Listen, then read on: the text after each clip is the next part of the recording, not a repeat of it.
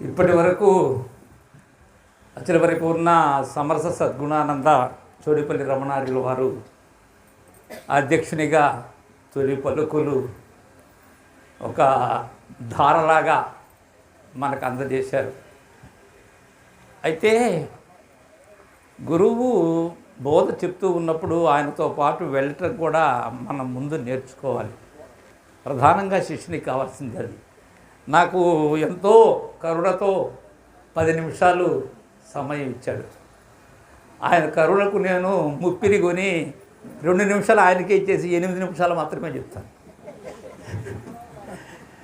ఏంటంటే కృష్ణప్రభువుల యొక్క కందార్థాలు 2 తీసుకొని ఇప్పటి వరకు శివరామ దీక్షిత సిద్ధాంతం యొక్క ఆవశ్యకతను మనకు తెలియజేశాడు.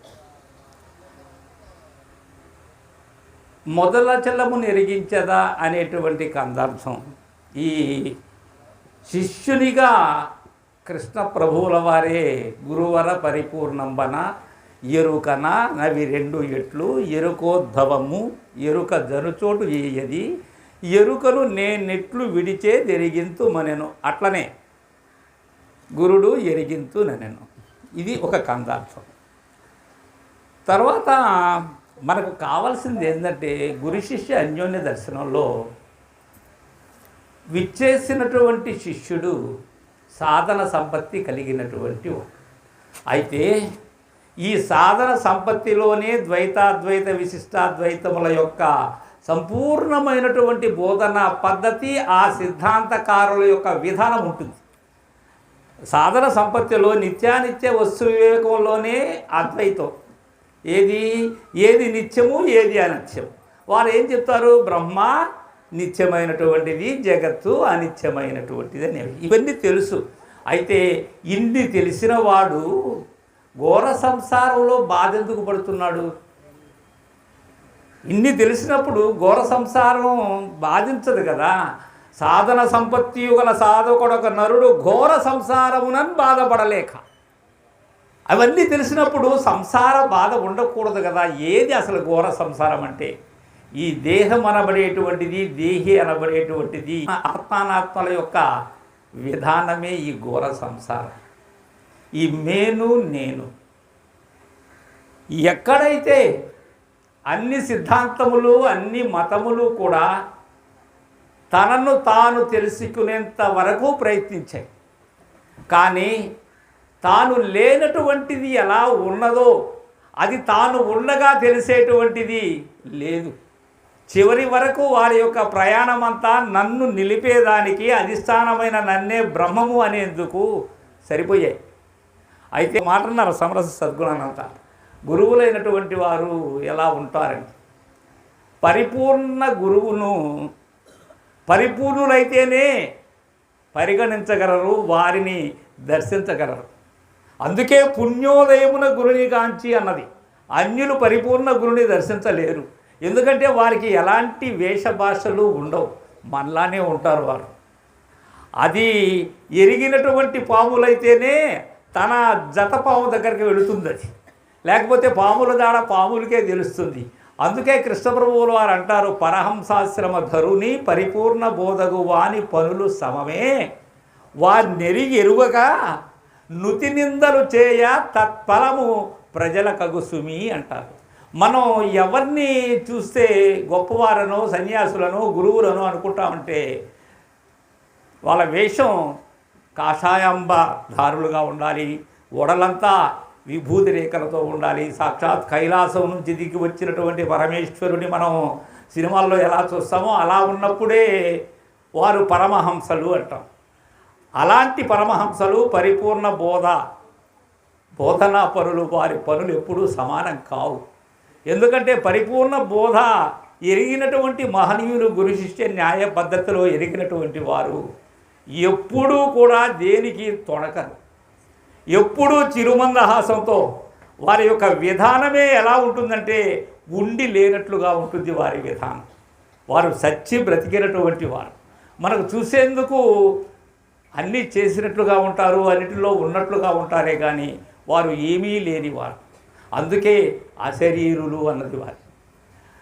అలాంటి మహనీయులు చెప్పేటువంటి బోధ ఎంతో పుణ్యోదయంతో మనం గురుదరి చేరుతాం.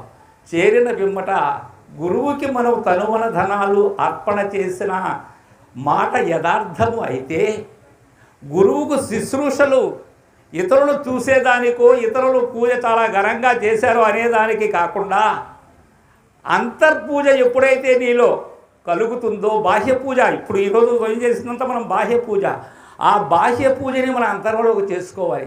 చేసుకున్న తర్వాత ఏమవుతుంది, నేను లేకుండా పోతాను, నేను పూజ్యం కావాలి పూజలో. ఈ షోడశోపచార పూజ అనేది మనకు అందరినీ ఇక్కడికి రప్పించుకునేదానికి చేసేదే కానీ పరిపూర్ణ బోధలో ఈ పూజలు ఇవి లేవు. వీటికి ఇందాకనే మన సమిష్టి బోధానంద మిఠాని చంద్రశేఖరార్యుల వారు ఒక విషయం చెప్పారు, దీక్షితుల వారు. ఏంటంటే కొంత మార్పు చెందవలసినటువంటి భావన కూడా ఉన్నది సిద్ధాంతంలో. ఏ మార్పు అంటే ఇది కలగా పులగమైపోయింది. పేరేమో అన్ని షాపులేమో పేర్లు ఒకటే పెట్టుకుంటున్నాయి, కానీ లోపలికి పోయేటప్పటికీ అక్కడ ఉండవలసిన సరుకు ఉండటం లేదు. అక్కడ అందరూ శివరామ దీక్షితుల వారికి జై అంటున్నాం, కానీ శివరామ దీక్షిత పద్ధతి ఉండటం లేదు. అక్కడ చేసే పద్ధతి సంపూర్ణమైనటువంటి పరాయి వారు ఎవరైతే ఉన్నారో, అహాన్ని నిలబెట్టుకున్నటువంటి వారు ఎవరైతే ఉన్నారో, అహం సహితులు ఎవరైతే ఉన్నారో వారి పద్ధతిలో చేరిస్తూ పట్టుకున్న జెండా మాత్రం వేరే.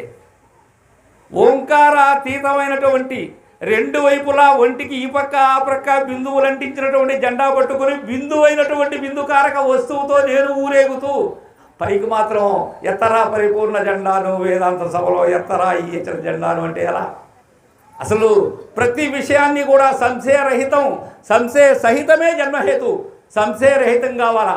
సంశయాన్ని నాలో ఉంచుకొని నేను సంశయరహితంగా నటించాలి అంటే కుదరదు. అది ఇది నటన కాదు, యథార్థమైనటువంటి బోధన నీవు అందుకొని ఉండాలి.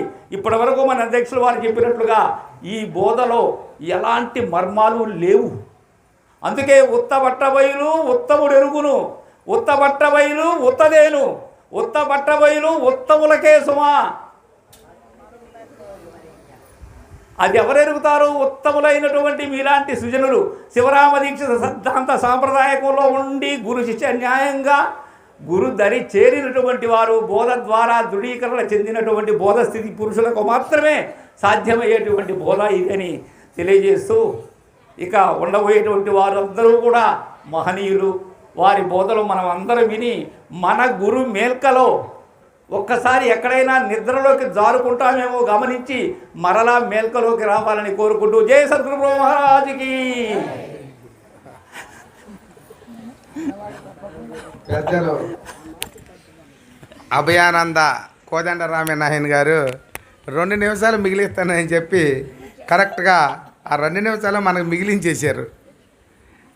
అంటే పెద్దలు ఆ మాట ఎలాగుంటుందో ఆ పని తీరు కూడా అలాగుంటుంది అన్నమాట. కాబట్టి చూడండి ఎంత చక్కగా మనకి చక్కని విషయాలు మనకు తెలియజేశారు నాయన గారు. ఉత్తబట్టబయలు ఉత్తములకు ఎరుక, అన్యులకి తెలియదు ఇది. అందుకే ఉత్తబట్టబయలులోనండి అవధూత స్వామి మొత్తముగ భూమి తిరిగినారండి. చూడండి, పేరు పెట్టుకొని అవధూత అనే పేరు పెట్టుకొని ఉత్తబట్టబయలులో తిరిగాడట. ఎందుకు తిరగలిగాడు?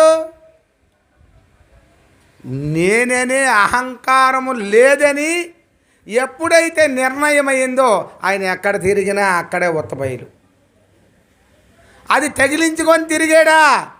ఎక్కడుంటే అక్కడే ఉత్తదేమో ఉండదు, అంతా నేననేదే ఉంటుంది. ఈ నేననేది ఉన్నది అంటే ఇది ఒక రోజుకి పోయేదే కానీ ఉండేది కాదు. పోయేదానికే పోయి కాలానికే ఎక్కువ శ్రమ ఇది ఉంటుంది. పనేదు, భయము లేదు, భక్తి లేదు, భావము లేదు, ఏమీ లేదు. అన్నీ కొని తెచ్చుకున్నది ఏది? నేనేనే వస్తువే. అందుకే నేనేనే అహంకారము లేనిది వదలమని. ఈ లేననే అహంకారం ఏదైతే ఉందో ఇది లేని దాన్ని వదలమని మనకి పెద్దలు చాలా చక్కగా చెప్పారు. అందరికీ జై గురు. మరిన్ని ఆధ్యాత్మిక రహస్యాల కోసం అచల బోధ, ఆత్మబోధ, భగవద్గీత, అలాగే పండుగల్లో దాగిన అర్థాలు, అంతరార్థాల కోసం మరియు యోగము, ధ్యానము మొదలైన అనేక ఆధ్యాత్మిక తెలుగు ప్రవచనాల కోసం క్రింద ఉన్నటువంటి రెడ్ కలర్ సబ్స్క్రైబ్ బటన్ను క్లిక్ చేయండి. అలాగే ప్రక్కనే ఉన్నటువంటి గంట సింబల్ను నొక్కండి. అలాగే ఈ వీడియో మీకు నచ్చినట్లయితే లైక్ చేయండి మరియు షేర్ చేయండి. జై గురు.